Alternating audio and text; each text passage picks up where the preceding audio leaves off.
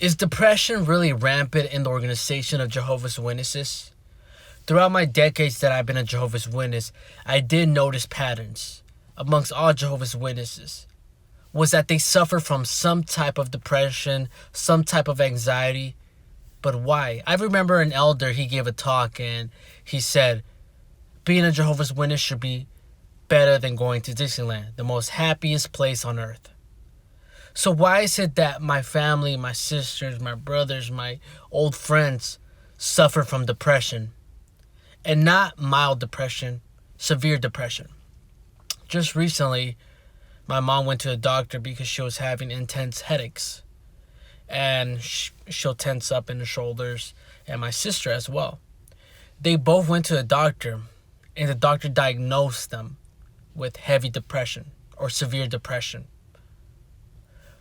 If this is the most happiest place on earth, keep in mind, my mom, my sisters, my brothers, they're all regular pioneers. They dedicate a lot of hours to the organization. They volunteer in construction. They do everything, the whole 9 yards for the organization. But why is it that they're still suffering from depression? Let's find out. From my personal experience, what were the causes of me being in the organization and having so many nightmares from the ages of 5 all the way to the ages of 11, if not 12?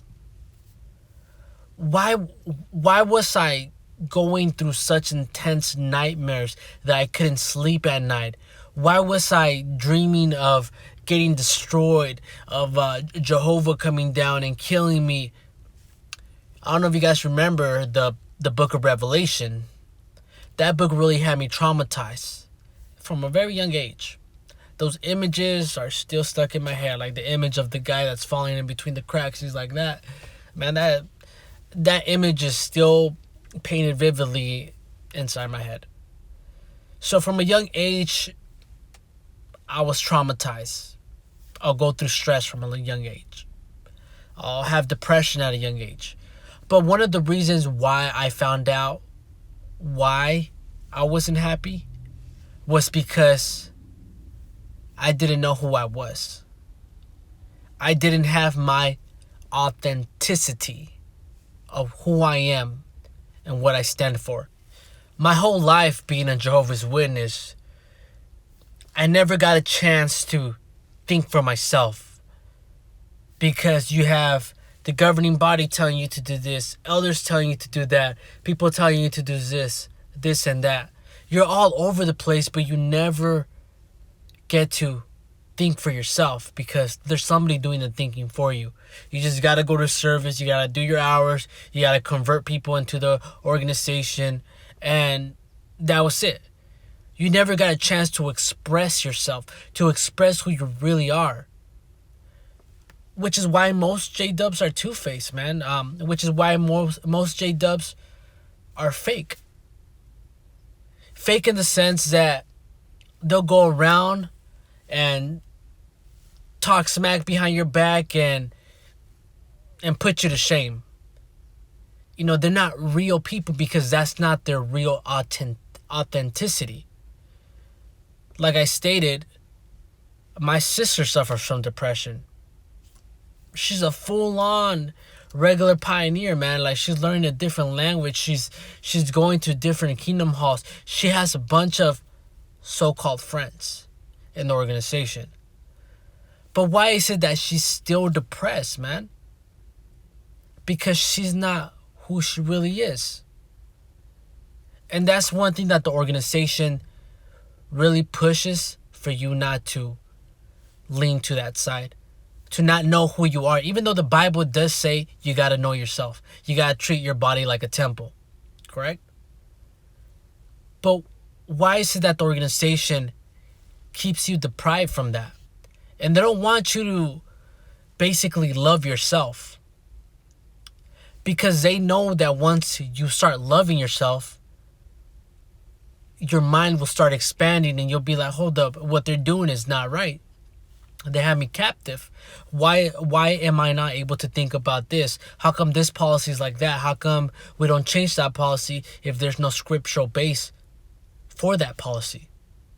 They know once people start understanding themselves, they know they start questioning. Which is why the organization never encourages you to learn yourself, to learn who you are. Which is why they're always feeding you information, this, that. Oh yeah, if you try to learn about yourself, you're egotistic, you're this and that. That's what the organization does. It's just tactics that they use. And being a Jehovah's Witness, I remember I used to hang around with brothers and sisters, and whenever a brother felt comfortable with you, they'll reveal who they really are. They'll be like, oh yeah, I was chilling, like, and all that stuff. They actually come out and act who they really are. Which is why J-Dubs live a double life. I lived a double life, man. I was a Jehovah's Witness, and I was doing bad on the side. I lived that double life. And I didn't understand why I was living that double life, but I do now.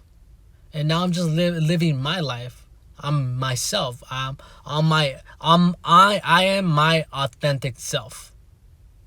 But a lot of J-Dubs don't have that authenticity to be themselves. Which is why they're deprived. They can't do this. They can't do that. And which is why a lot of J-Dubs are snakes, man. They're like venom. Because they don't know who they are.